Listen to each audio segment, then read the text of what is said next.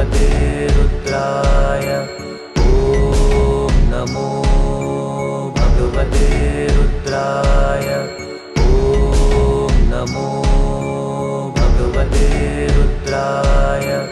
मातृदेवो भव, पितृदेवो भव, ஆச்சாரிய தேவோ பவ, அஸ்மத் குருப்யோ நம. நமஸ்தே ஆல். அடுத்த ஒரு இன்ட்ரெஸ்டிங் டாபிக் பார்க்கலாம். இது 11 ஸ்லைட் நம்பர் 11. ஒரு இன்ட்ரெஸ்டிங் டாபிக் பார்க்கலாம். ஆணின் ஜாதகத்தில் இது திருமண பொருத்தம் சம்பந்தமானது. திருமண பொருத்தம் சம்பந்தம் எல்லாமே கலந்து பார்க்கலாம். திருமண பொருத்தமே எங்கிட்ட ஒரு அவ்வளோ ஸ்லைடுக்கு உண்டான விஷயங்கள் இருக்குது. இது ஒரு இன்ட்ரெஸ்டிங்கான விஷயம். திருமண பொருத்தத்தில் ஆணின் ஜாதகத்தில் சுக்கிரன் சூரியனுக்கு நெருக்கமாக இருந்து கடும் அஸ்தங்கத்தில் இருந்தால் அவருக்கு திருமண தடை அல்லது விருப்பமின்மை இருக்கும். பெண்ணின் ஜாதகத்தில் செவ்வாய் ஆணின் சுக்கிரன் உள்ள வீட்டில் மிக நெருக்கமாக இருந்தால் ஒருவருக்கு ஒருவர் நல்ல புரிதலோடு திருமண வாழ்க்கை சிறப்பாக இருக்கும். இது எப்படிங்கிறத நான் உங்களுக்கு எக்ஸ்பிளைன் பண்ணுறேன். படிக்கும்போது கொஞ்சம் லேசாக குழப்பற மாதிரி இருக்கலாம். உங்களுக்கு நான் க்ளீனாகவே எக்ஸ்பிளைன் பண்ணுறேன் நான். ஓகே,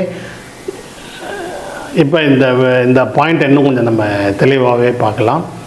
ஆணுடைய ஜாதகத்தில் ஆண்களுக்கு சுக்கிரன் தான் மனைவி, பெண்களுக்கு செவ்வாய் தான் கணவர். ஆணோட ஜாதகத்தில் சுக்கிரன் சூரியனுக்கு ரொம்ப நெருக்கமாகிடுச்சு. இது 27 டிகிரினா இது 26 டிகிரி, இது 10 டிகிரினா இது 8 டிகிரி. ரொம்ப நெருக்கமாக 1 டிகிரி 2 டிகிரிக்குள்ளே அவ்வளோ நெருக்கமாகி சுக்கிரன் சூரியன்ட்ட அஸ்தங்கம் ஆகிடுச்சு, கும்பஸ்ட் ஆகிடுச்சு. அது இதனுடைய பவரை பூரா சூரியன்ட்ட இழந்துருச்சுன்னு வச்சுக்கோங்களேன். சுக்கிரன் அங்கே எந்த வேலையும் செய்யலை. இவருக்கு 2 எக்ஸ்ட்ரீம். ஒன்று, திருமணத்தில் சுத்தமாக இன்ட்ரெஸ்டே இல்லாமல், ஒரு விருப்பம் இல்லாமல், திருமணமே வேணாங்கிற மாதிரி ஒன்று அந்த மாதிரி இருப்பார். அப்படி இல்லைன்னா எக்ஸ்ட்ரீமாக இந்த சைடு திருமணம் வேணும்னு நினைப்பார். ஆனால் அவ்வளோ சீக்கிரம் அமையாது.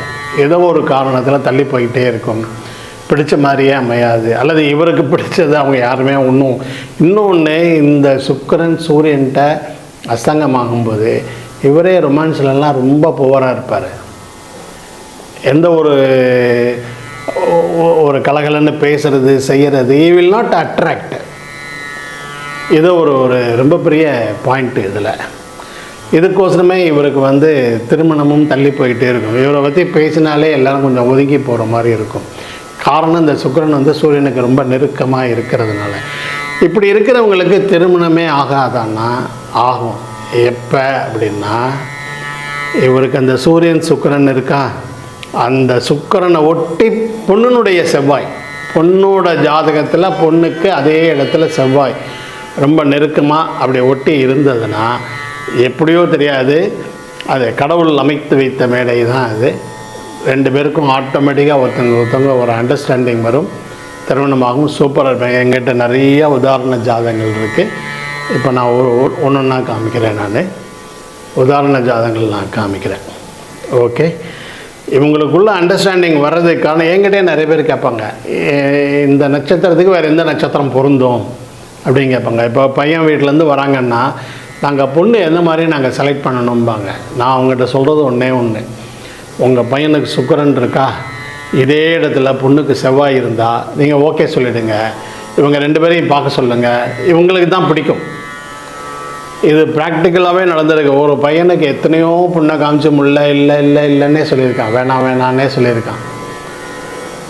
நான் பர்டிகுலராக சொன்னேன், இந்த பொண்ணை காமிங்க, அவர் ஓகே சொல்லுவாருங்க. இல்லை சார், நாங்கள் நிறைய காமிச்சிட்டோன்னாரு. சார், அதெல்லாம் விட்டுருங்க, இதுக்கு முன்னாடி நீங்கள் பண்ணது எல்லாத்தையும் மறந்துடுங்க. இப்போ நீங்கள் எங்கிட்ட வந்திருக்கீங்க, ஒரு 4-5 ஜாதகம் கொடுக்குறேன். இந்த ஜாதகத்தில் இந்த பொண்ணை நான் சொல்கிறேன், இங்கே பார்க்க சொல்லுங்கள். அந்த பொண்ணும் ஜெர்மனி, பையனும் ஜெர்மனி. அங்கே பார்த்தாங்க, 2 பேருக்குமே பிடிச்சிருந்தது.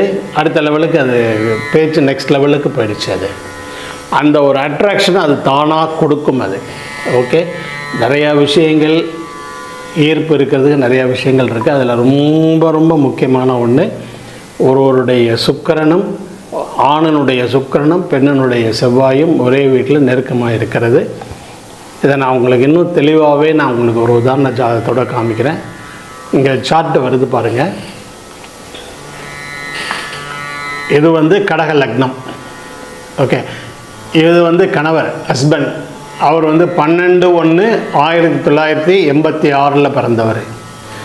சாயந்தரம் 7:30 பிறந்தவர், 1930 PM.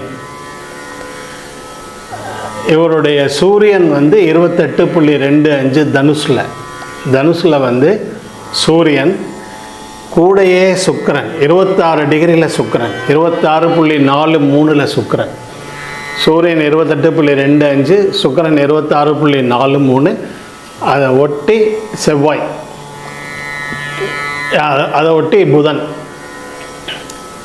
சூரியன், சுக்கிரன், புதன் வந்து 16:31. சுக்கிரன் வந்து 26:43.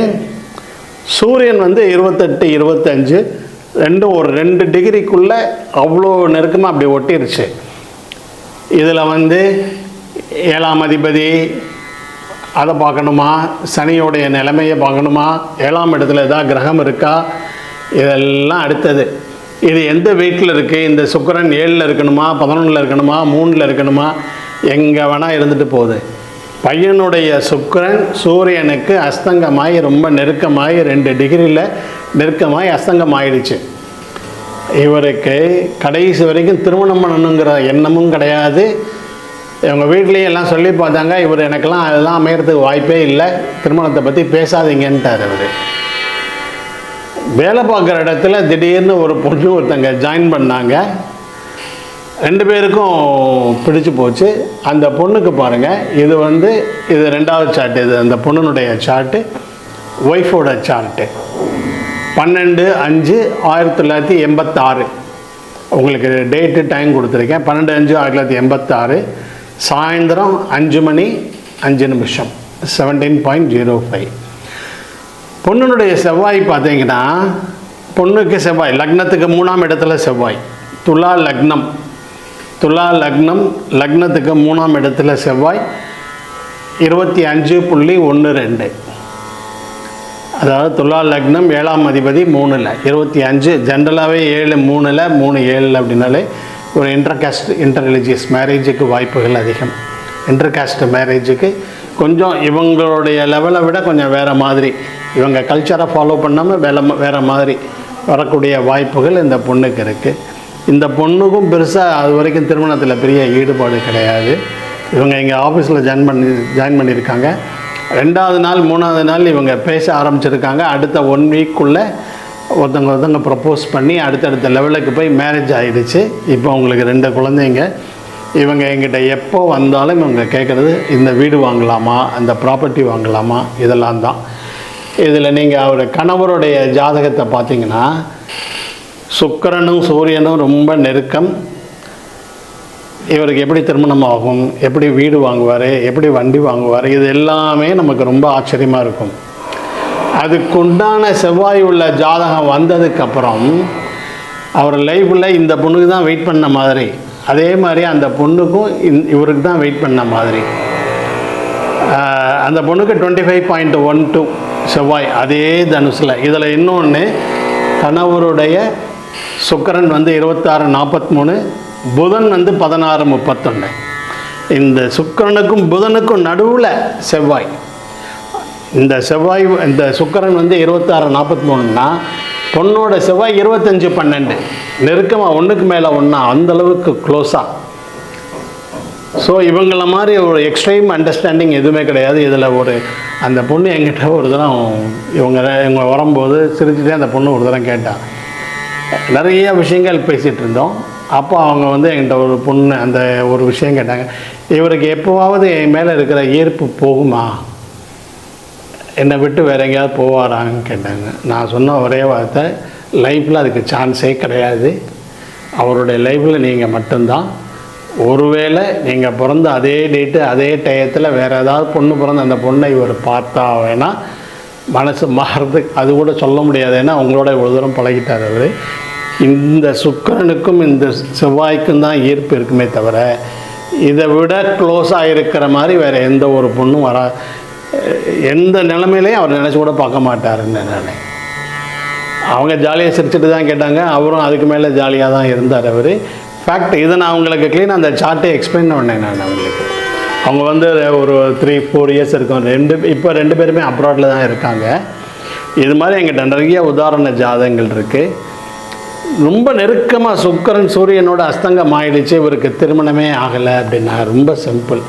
அதே இடத்துல சுக்கிரன் டிகில செவ்வாய் இருக்கிற ஒரு பொண்ணை பாருங்கள், அது கிடைக்குமா அப்படின்னா தேடணும்.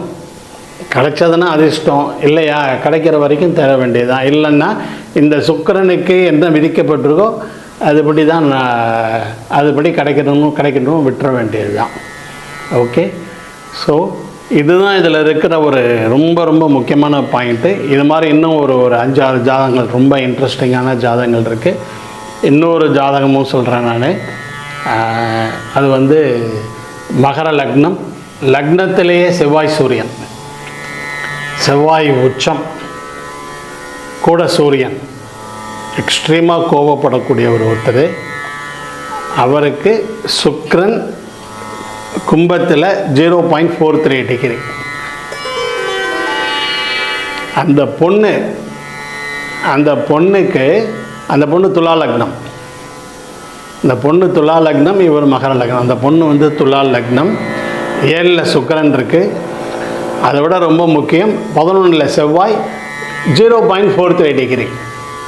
இந்த பொண்ணுனுடைய செவ்வாயும் இந்த பையனுடைய சுக்கிரனும், இந்த பையனுக்கு கும்பத்தில் சுக்கிரன், இந்த பொண்ணுக்கு சிம்மத்தில் செவ்வாய், ஒரே டிகிரி. இந்த பொண்ணு எப்படின்னா, இது வரைக்கும் திருமணமே எனக்கு வேண்டாம் அப்படின்னு யார் என்னென்னவோ எப்படியோலாம் சொல்லிடலாம் கூட வசையாத அந்த பொண்ணு திடீர்னு வந்து இந்த பையனை கல்யாணம் பண்ணிக்கிறேன் அப்படின்னு சொல்லிடுச்சு. அந்த பையனுக்கும் ஒரு ஈர்ப்பு வந்தது. ஸோ இந்த பையனுடைய சுக்கிரன் கும்பத்தில், இந்த பொண்ணுனுடைய செவ்வாய் சிம்மத்தில். இது மாதிரி எங்கிட்ட இன்னும் நிறையா உதாரணங்கள் இருக்குது. இப்போதைக்கு ஏன்னா கொஞ்சம் வீடியோ ரொம்ப லென்த்தாகவே போயிட்டுருக்கிறதுனால நான் இதை கொஞ்சம் சுருக்கமாக காமிக்கிறதுக்கோசரம் இதை நான் இந்த ஒரு சார்ட், இந்த 2 சார்ட்டோடு நான் நிறுத்துகிறேன் நான்.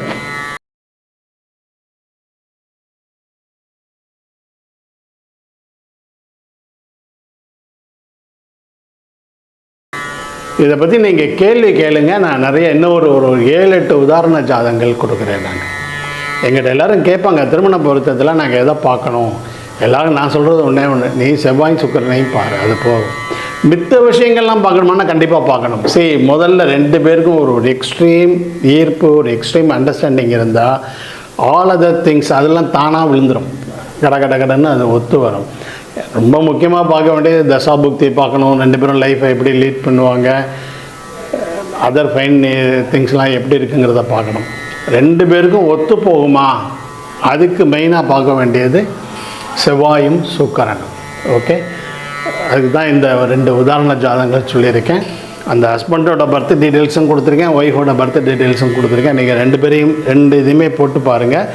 இது மாதிரி எங்கிட்ட குறைஞ்சது ஒரு 7-8 கப்பிளோட சார்ட் இருக்குது. எல்லா பர்த் டீட்டெயில்ஸுமே நான் கொடுக்குறேன், நீங்கள் போட்டு பாருங்கள். உங்களுக்கு தெரிஞ்ச உதாரண ஜாதகங்கள் இருந்ததுன்னா நீங்கள் அதையும் கொடுங்க. நீங்கள் ஹஸ்பண்டோட சார்ட்டை மாத்திரம் பார்க்கும்போது இவருக்கு சுக்கிரன் 2 டிகிரியில் அஸ்தங்கம் ஆகிடுச்சு, எப்படி இவருக்கு கல்யாணம் ஆச்சு, எப்படி வீடு வாங்கினார், இதெல்லாம் நீங்கள் ரொம்ப போட்டு மண்டையை உடைக்கிற மாதிரி இருக்கும். ஒய்ஃபோட ஜாதகத்தையும் வச்சு பார்த்தீங்கன்னா அந்த பசில் சால்வ் ஆகிடும்.